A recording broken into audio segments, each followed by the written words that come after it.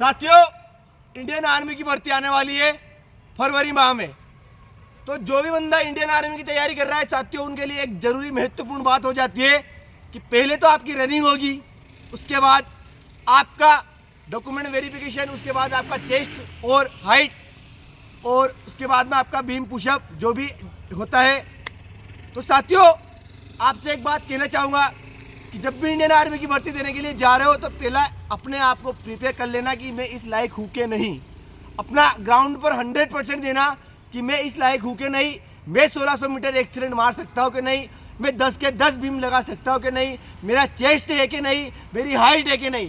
साथियों, ऐसा हो जाता है कि मेहनत करने के बाद बंदा बाहर हो जाता है तो बहुत दुख होता है।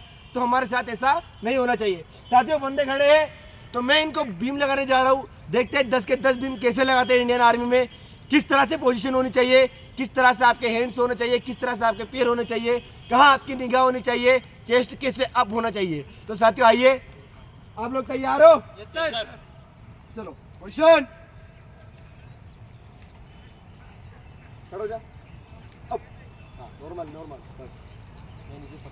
जैसे ही आपको सामने वाला बंदा फौजी खड़ा रहेगा, बोलेगा अब आपको नॉर्मल ऐसे खड़ा होना है। ये मेरा पास में लाओ। हाँ, जैसे बोलेगा 1 down, 2 down, 3 down, 4 down, 5 down, 6 down. खड़े रहना ऐसे।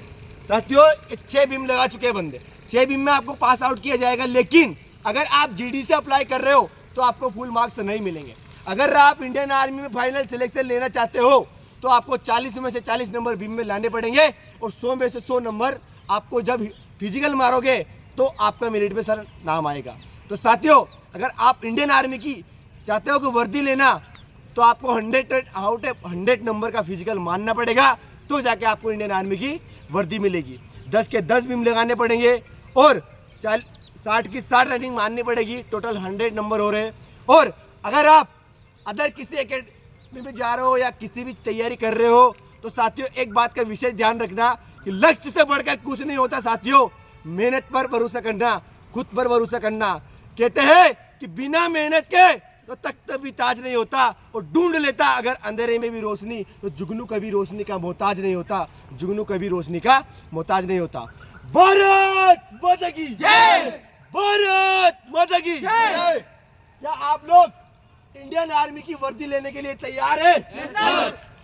उसी जोश और जुनून के साथ साथियों आपको मेहनत करनी है, आपके माँ बाप के लिए, खुद के लिए, और आने वाले उस समय के लिए जो कि आपका एक नया नूर लेकर आएगा। वो समय जब आपका आएगा जब आप वर्दी पहनकर घर आओगे अपनी माँ बाप के लिए, और अपने पापा के सर पर जब इंडियन आर्मी की कैप रखोगे, तो साथियों उससे बड़ा दिन आपके बाप के लिए कोई नहीं होगा, उससे बड़ा दिन आपकी माँ के लिए कोई नहीं होगा। जो खेतों में दिन रात मेहनत कर रही है माँ, उसको इंडियन आर्मी की वर्दी गिफ्ट कर दो भाइयों। सरकारी नौकरी का जलवा इस तरह से है कि अगर सरकारी नौकरी लग गई ना मेरे भाई किसी भाई की, तो 1000 किलोमीटर से दूर से रिश्ते आने लग जाते हैं कि मेरी बेटी से सगाई कर लो।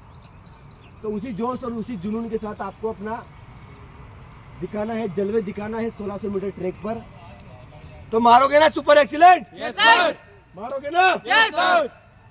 तो साथियों कहते हैं कि क्यों मरते हो यारो बेवफा सनम के लिए, कि क्यों मरते हो यारो बेवफा सनम के लिए। अरे ना देगी है तुम्हें दुपट्टा तुम्हारे कफन के लिए। अरे अगर मरना ही है तो मरो वतन हिंदुस्तान के लिए। अरे अगर मरना ही है तो मरो वतन हिंदुस्तान के लिए। अरे हसीना भी अपना जलवा दिखाते गए तुम्हारे कफन के लिए। तो एक बात हमेशा याद रखना, हारना मत, और इस दिल में एक चिंगारी पैदा कर लेना कि मुझे करना है, करना है, करना है, मतलब करना है।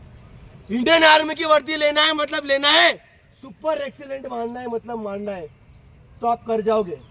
मैं एक बात हमेशा बोलता हूँ कि इंडियन आर्मी की वर्दी लेना इतना आसान नहीं होता मेरे भाई। जज्बातों को पिघलाकर लहू में लोहा बनना पड़ता है, तब जाकर बंदा फौज में जाता है। तैयार हो आप लोग? Yes sir.